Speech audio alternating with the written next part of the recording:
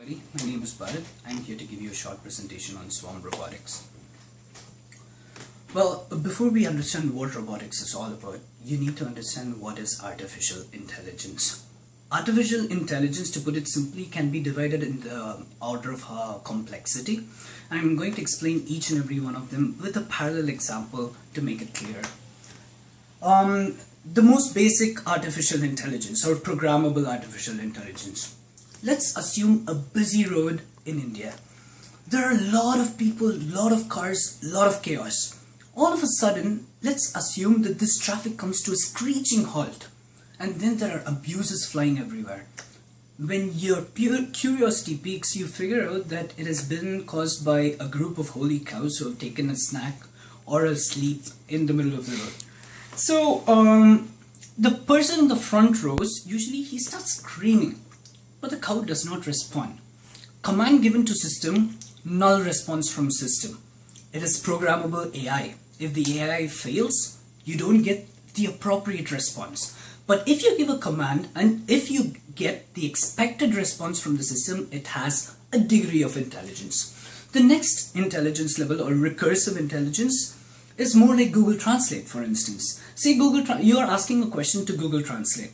If it doesn't give you the right answer, it asks you to suggest the right answer. And every time you suggest it, the system becomes smarter.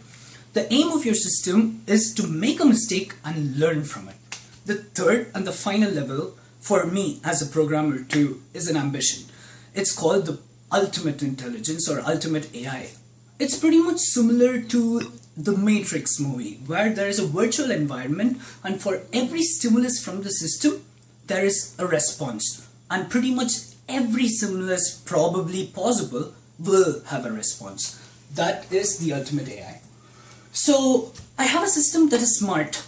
The problem is, to every surveillance system there will be blind spots. So instead of having one system, if I have multiple eyes, it is much easier for me. That is collegiality or teamwork. We are moving into the swarm part and why it is necessary. So I'm going to make measurements in an environment that is extremely having a lot of variables. Then I need multiple sensors. If I need multiple sensors, I will have complex wiring and debugging it will be a huge difficulty. Moreover, finally, the weight that I'm going to put on the bot will increase exponentially too. But if I have a team where each one robot is dedicatedly doing one process, it is a much simpler and much more efficient system. So there are robots and there is communication going on between them. There are two types basically. One is a broadcast system for which we will use Wi-Fi or cellular communication where you can send commands to everyone. Every bot in the vicinity. The problem is there is no signal security. It is not encrypted. Any proper receiver can receive this signal.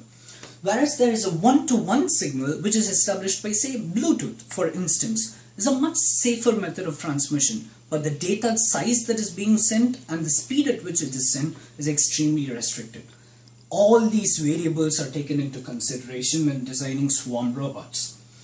There are multiple applications of that in bioresource. For example, several drones can work in unison in order to do proper surveillance, and then there is